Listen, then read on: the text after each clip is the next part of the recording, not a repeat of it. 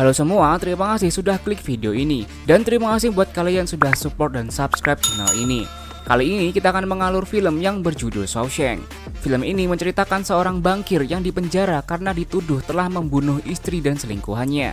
Namun ternyata saat dipenjara dia justru menjadi sosok yang terkenal. Oke, seperti apa ceritanya? Kita langsung ke alur cerita filmnya. Let's go.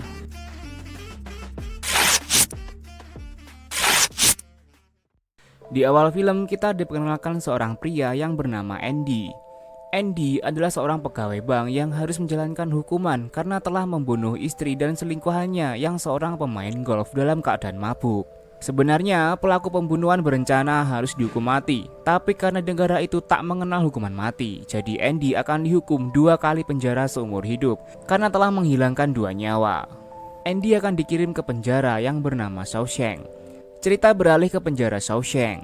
Diperlihatkan seorang narapidana yang biasa dipanggil Red sedang diwawancarai untuk pembebasan bersyarat setelah melewati hukuman penjara 20 tahun. Red terjerat kasus pembunuhan sama seperti Andy. Sayangnya permintaan pembebasan Red telah ditolak walaupun dia sudah bersikap baik di penjara. Red juga dikenal bisa menyelundupkan barang apapun ke dalam penjara. Saat mengobrol dengan teman-temannya, tiba-tiba alarm penjara berbunyi sebagai tanda bahwa akan ada narapidana baru yang akan datang. Sudah menjadi tradisi bagi Red dan kawan-kawan untuk taruhan siapa di antara narapidana baru yang akan menangis saat menjalani malam pertama di penjara ini. Red memasang taruhan kepada Andy. Dengan perawakan yang rapi dan bersih, Red yakin Andy akan menangis saat menjalani hukuman di hari pertama. Singkat cerita, saat malam tiba, terdengar tangisan dari narapidana baru yang lumayan histeris dan itu bukan Andy. Tangisan itu membuat kepala sipir mendatanginya. Karena napi ini gak mau berhenti menangis, kepala sipir pun menghajarnya, yang ujung-ujungnya membuat napi ini tewas. 1 bulan berlalu, Andy menghampiri Red untuk yang pertama kali. Andy baru mendengar kalau Red bisa mendatangkan barang apapun untuk narapidana. Jadi Andy meminta Red untuk mendatangkan sebuah palu kecil dan sebuah batu untuk dipahat. Red mengira Andy akan menggunakan palu tersebut untuk menjebol dinding. Andy pun tertawa dan mengatakan kalau palu itu terlalu kecil. Red memperingatkan Andy tentang The Sisters, narapidana yang suka melecehkan narapidana lain karena mereka termasuk jenis homoseksual. The Sister tertarik dengan Andy karena perawakannya yang cool dan tampan. Singkat cerita, Red mendapatkan barang pesanan Andy, yaitu sebuah palu kecil. 2 tahun pertama adalah tahun-tahun berat bagi Andy karena dia harus bekerja di bagian laundry penjara dan juga harus melawan The Sister yang selalu menunggunya. Dan jika kalah, Andy akan diperlakukan secara tidak manusiawi. Namun anehnya, Andy tak mengadukan kepada siapapun tentang hal itu.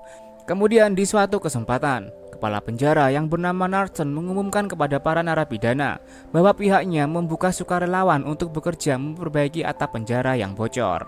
Red berusaha memasukkan Andy, dia dan teman-temannya dengan bantuan koneksi yang dia punya, walaupun dengan sedikit suapan kepada petugas, karena memang banyak sekali napi yang ikut mendaftar. Pekerjaan ini menjadi refreshing bagi para napi dari kegiatan penjara yang membosankan. Ketika para napi bekerja di atas, kepala sipir yang bernama Hartley bercerita ke sipir yang lain tentang harta warisan keluarganya. Dia akan mendapat bagian yang sangat banyak, namun dia kesal karena negara akan memotongnya sebagai pajak. Mendengar hal itu, Andy pun menghampirinya dan menawarkan jalan keluar tentang masalah itu. Karena Andy sebelumnya merupakan mantan pegawai bank yang tahu seluk-beluk perpajakan. Awalnya Andy akan dihajar, namun setelah Andy menjelaskan kalau dia bisa mengisi datanya agar terbebas dari pajak, Hadley pun jadi tertarik. Sebagai imbalannya, Andy pun hanya meminta agar teman-temannya diberi bir dingin sebelum selesai bekerja. Karena Andy, Red dan teman-temannya bisa merasakan kenikmatan yang bertahun-tahun tidak mereka rasakan. Andy yang sudah libur alkohol hanya tersenyum melihat teman-temannya bahagia. Di malam hari, di saat sesi menonton film, Andy kembali menghampiri Red dan meminta sesuatu kepadanya, yaitu sebuah poster artis wanita favoritnya. Red tetap mengabulkan permintaan Andy meskipun kali ini agak aneh. Ketika keluar teater, Box kembali menangkap Andy untuk meminta jatah. Tapi kali ini Andy melakukan perlawanan, sehingga dia berhasil terhindar dari perilaku mesum. Namun karena itu, Andy harus terbaring di rumah sakit selama 1 minggu karena dihajar habis-habisan. Sedangkan Box harus menghabiskan waktunya di sel isolasi. Ketika dia kembali ke selnya, Hadley dan sipir lainnya sudah menunggunya di sana. dan Box telah mendapatkan ganjarannya. Karena luka yang serius, Box pun dipindahkan ke rumah sakit penjara. Semenjak itu, Andy pun tak lagi diganggu oleh orang-orang homo. Red dan teman-temannya yang berutang budi ke Andy mengumpulkan batu untuk Andy pahat dan poster artis wanita yang disukai Andy. Poster dan batu itu menjadi hadiah untuk Andy yang baru sembuh. Suatu hari, Norton melakukan inspeksi mendadak di sel-sel narapidana, termasuk selnya Andy. Selagi sel Andy diperiksa, Norton berbincang tentang Andy mengenai ayat di sebuah kitab. Norton pun menyuruh Andy untuk tetap membaca kitab tersebut dan berkata, "Kitab itu menyelamatkanmu." Ternyata itu hanyalah sebuah tes. Setelahnya, Andy dipanggil ke kantor Norton dan dipindah tugaskan menjadi asisten pustakawan yang sudah berumur yang bernama Brooks. Selain itu, Andy kini juga bekerja sebagai penasihat keuangan karena banyak para petugas sipir yang ada di sana menghampiri Andy untuk meminta bantuan mengatur perencanaan keuangan untuk keluarga dan anaknya. Andy juga bercerita ke teman-temannya bahwa dia berpeluang untuk memperluas perpustakaannya. Andy juga berkata kepada Norton bahwa dia akan meminta dana kepada Senat Negara Bagian. Norton tahu bahwa itu sia-sia, namun dia membiarkan Andy melakukannya. Andy pun menulis surat seminggu sekali untuk meminta dana. Keahlian Andy kini dimanfaatkan oleh banyak petugas. Bahkan ketika ada pertandingan baseball antar sipir penjara, bukannya bertanding justru malah mereka membawa pajak, perencanaan keuangan dan lain-lain untuk dikonsultasikan kepada Andy. Bahkan kini Red pun menjadi asisten Andy. Semua berjalan dengan normal dan aman hingga suatu saat terjadi kehebohan karena Brooks yang akan melukai Heath. Red, Andy dan yang lain berusaha menenangkan Brooks dan memintanya menurunkan pisaunya. Beruntungnya Brooks berhasil ditenangkan. Brooks mengatakan kalau dia terpaksa melakukan itu karena dia tak mau dikeluarkan dari Shawshank. Ternyata pembebasan bersyarat Brooks disetujui. Red berkata Brooks akan dilembagakan, yang artinya Brooks akan dibebaskan, diberi pekerjaan dan tinggal di rumah singgah. Red juga berkata kalau Brooks sudah 50 tahun di penjara ini dan gak akan bisa beradaptasi di dunia luar. Dan benar saja, ketika Brooks dibebaskan, dia merasa asing dan aneh dengan dunia luar. Brooks tinggal di rumah singgah yang bernama Brewer. Brooks juga bekerja di sebuah supermarket di mana dia benci bekerja di sana karena Brooks dituntut untuk cepat dan cekatan. Sadar dia tak bisa melakukan apa-apa lagi, Brooks memutuskan untuk tidak lagi tinggal di sana.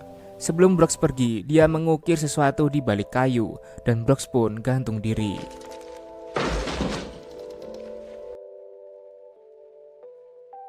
Brooks menceritakan semuanya dalam bentuk surat untuk teman-temannya di Shawshank.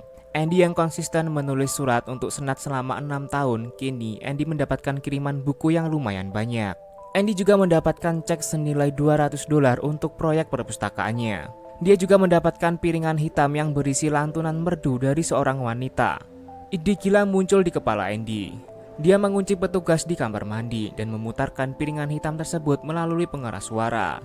Para napi pun terpikat dengan suara wanita tersebut, dan sejenak mereka merasa bebas karena musik tersebut. Aksi Andy ini pun tentu membuat Norton marah, dan Andy pun dihukum di sel isolasi selama 2 minggu. Setelah keluar dari sel isolasi, Andy berkata bahwa itu adalah hukuman termudah baginya, karena di dalam sana dia ditemani musik indah di dalam ingatannya. 10 tahun berlalu, setelah wawancara pembebasan bersyarat Red, kini dia mengatakan hal yang sama, namun terlihat Red tidak antusias dengan hal itu. Dan lagi-lagi, pembebasan bersyarat Red ditolak. Andy memberikan harmonika kepada Red sebagai hadiah 30 tahun di penjara. Sebagai balasannya, Red memberikan Andy poster artis wanita favorit Andy dengan ukuran yang sangat besar. 4 tahun setelah Andy menerima buku dari Senat Negara, Senat Negara berpikir mereka nggak akan bisa menghentikan surat Andy hanya dengan 1 kali ngasih uang. Mereka pun akhirnya memberikan anggaran senilai $500 setahun untuk Andy membangun perpustakaannya. Andy pun membangun perpus itu dan diberi nama Brooks. Perpus itu akhirnya menjadi perpus penjara terbaik. Sementara itu, Norton juga membuat sebuah terobosan, yaitu program Inside Out. Program di mana tahanan bisa bekerja di luar, menyediakan layanan publik dengan bayaran yang rendah. Tentu saja ini mematikan bisnis kontraktor. Norton juga bersedia bekerja sama dengan kontraktor asal uang suapnya sesuai. Karena banyak uang Norton yang masuk, Andy pun membantunya dengan membuatkan rekening di banyak bank. Tentunya dengan identitas palsu atas nama Randall Stephen, seseorang yang tak nyata dan hanya ada di atas kertas. Jadi ketika hal ini ketahuan polisi hanya akan mengejar yang namanya Randall Stephen. Andy hanya membagikan informasi ini kepada Red. Singkat cerita, di Shawshank tahanan baru datang yang bernama Tommy. Seorang pria muda yang supel, mudah bergaul dan tak butuh waktu lama untuk bisa bergabung dengan circle Andy. Tommy dipenjara karena mencuri rumah orang lain. Tommy menjelaskan kalau dirinya sudah terbiasa keluar masuk penjara semenjak dirinya berusia 13 tahun. Mendengar hal itu, Andy menyarankan agar Tommy mencari pekerjaan di bidang lain. Karena keluar masuk penjara karena mencuri menandakan kau tidak berbakat di bidang itu, kata Andy. Saran itu akhirnya masuk ke telinga Tommy. Tommy pun meminta bantuan Andy untuk mendapatkan ijazah paket C. Andy pun bersedia membantu. Setahun setelah Andy mengajari Tommy, tibalah saat ujian. Tommy pun stres karena hanya sedikit soal yang bisa dia kerjakan.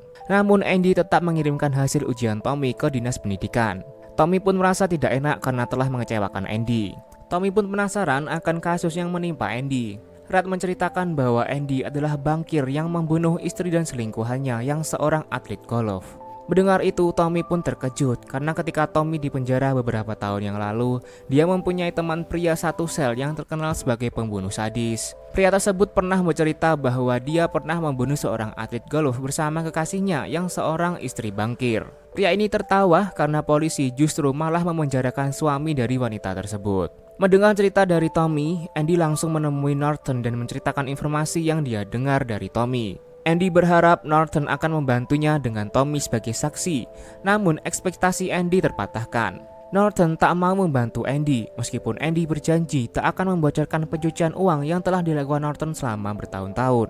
Dan justru Norton marah kepada Andy dan menghukumnya di sel isolasi selama 1 bulan.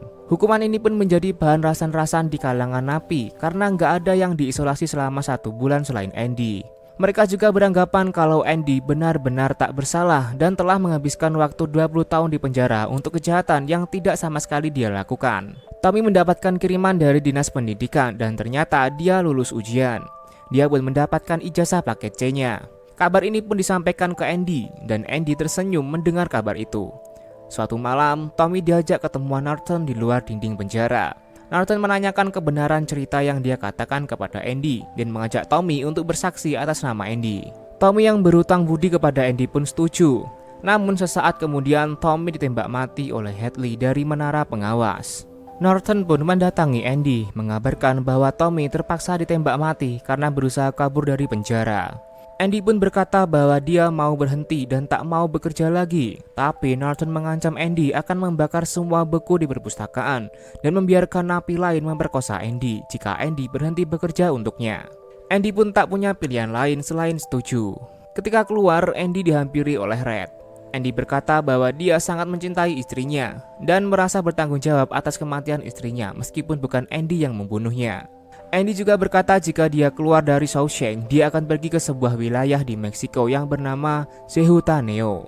Dia berencana menghabiskan sisa hidupnya di sana dengan mengelola sebuah hotel kecil. Dia pun mengajak Red karena dia membutuhkan orang yang bisa menyediakan barang apapun. Kemudian Red berkata, jangan biarkan harapan mengacaukan pikiranmu. Meksiko di luar sana, sedangkan kau di sini. Ketika akan pergi, Andy bertanya kepada Red suatu daerah yang bernama Buxton. Andy menyuruh Red jika dia nanti keluar dari Shawshank, Red harus pergi ke sana dan mencari pohon besar dengan dinding berbatu. Dia meminta Red berjanji untuk menemukan pohon itu dan mengambil sesuatu yang tersembunyi di bawah batu hitam. Namun Andy tak menjelaskan itu apa. Gara-gara pertemuan itu, Red jadi khawatir dengan Andy. Haywood juga mengatakan kalau Andy meminta tali tambang kepadanya. Semua mengira kalau Andy sudah di ambang batas hidupnya dan akan bunuh diri seperti Brooks. Berpindah ke Andy, seperti biasa Andy bekerja untuk Norton. Setelah pekerjaan selesai, Norton menyuruh Andy untuk membawakan pakaiannya ke laundry dan menyemir sepatunya. Setelah selesai, Andy pun kembali ke selnya. Keesokan harinya, saat napi berbaris, Andy tak keluar dari selnya. Penjaga pun marah dan berjalan ke sana, berharap menemukan Andy dalam keadaan sakit atau mati. Namun faktanya, sel Andy telah kosong dan Andy tak ada di sana. Norton pun bergegas ke sel Andy untuk mengeceknya sendiri. Dia juga menginterogasi Red, namun Red tak tahu apa-apa akan hal itu. Norton yang marah melemparkan pahatan batu yang Andy buat ke berbagai arah, sampai batu tersebut mengenai poster hingga tembus ke dalam dinding. Ternyata terdapat terowongan yang cukup lebar di balik poster tersebut. Ternyata ketika pertama Andy menerima palu, dia mencoba mengukir nama di dinding selnya. Ketika itu bongkahan besar jatuh dari dinding sel. Andy yang paham geologi sadar bahwa dinding sel tersebut dapat dia gali untuk membuat lubang. Andy pun menghabiskan waktunya yang selama bertahun-tahun untuk menggali lubang itu. Kemudian saat di pagi hari, Andy membuang pasir bekas galiannya itu di lapangan. Saat mendengar Tommy terbunuh, niat Andy semakin yakin untuk pergi dari Shawshank. Sebelum pergi, dia menukarkan buku pencucian uang Norton dengan buku lain. Ketika malam tiba, dia mengemasi barangnya dan melarikan diri lewat lubang yang dia buat selama 19 tahun. Andy pun melewati saluran septic tank dan merangkak sejauh 500 meter. Hingga akhirnya dia berhasil keluar dan sampai di sungai kecil. Sadar Andy telah melarikan diri, para penjaga penjara pun mencarinya, namun hanya menemukan palu yang digunakan Andy. Selagi Norton dan orang-orangnya pun disibukkan mencari Andy yang telah lama kabur, kita diperlihatkan Andy yang pergi ke beberapa bank tempat Andy menyuruh Norton menyetorkan uang dengan menggunakan identitas sebagai Randall Stephen dan semua identitas yang dia ciptakan. Dia menutup semua rekeningnya dan mengantongi uang ratusan ribu dolar. Sebelum dia pergi, dia menyuruh petugas bank mengirimkan paket yang isinya buku akuntansi Norton yang dikirimkan langsung ke surat kabar kota itu dan juga kesaksian tertulis Andy. Gak lama kemudian polisi menyerbu penjara Shawshank. Hadley pun ditangkap atas pembunuhan Tommy, sedangkan Norton memilih untuk mengakhiri hidupnya. Andy menikmati kebebasannya dengan uang yang cukup hingga masa tuanya. Setelah kejadian itu, Red mendapatkan kiriman kartu pos dari Texas. Red menganggap Andy telah berhasil sampai di Meksiko sesuai dengan rencananya. Waktu berlalu, Red kembali mengikuti sidang pembebasan bersyarat dan sidang kali ini, Red mengatakan bahwa dia menyesali tindakannya di masa lalu. Bukan karena dia dipenjara, tapi memang betapa bersalahnya tindakan itu. Kemudian pembebasan bersyarat Red pun disetujui. Dia pergi dari penjara Shawshank setelah puluhan tahun hidup di sana. Di luar, dia menjalani hidup sama seperti Brooks, tinggal di tempat yang sama dan bekerja di supermarket yang sama. Hampir setiap hari, Red berpikir dia tak bisa beradaptasi di dunia luar dan ingin mengakhiri hidupnya. Sampai dia ingat dengan janji yang dia buat kepada Andy. Dia pergi ke Buxton dan menemukan pohon besar dengan dinding batu. Seperti yang dikatakan Andy, di bawah batu terdapat kotak kecil. Dan setelah dibuka isinya jumlah uang yang gak sedikit dan sepucuk surat dari Andy menyuruh Red pergi ke kota Zihuatanejo. Kota yang Andy pernah bilang akan menjalani sisa hidupnya di sana. Setelah mengukir namanya di dinding kayu sebagai tanda jika dia pernah tinggal di rumah itu, Red pun melanggar pembebasan bersyaratnya dan pergi dari sana. Hingga akhirnya, Red dan Andy pun bertemu kembali seperti harapan Andy.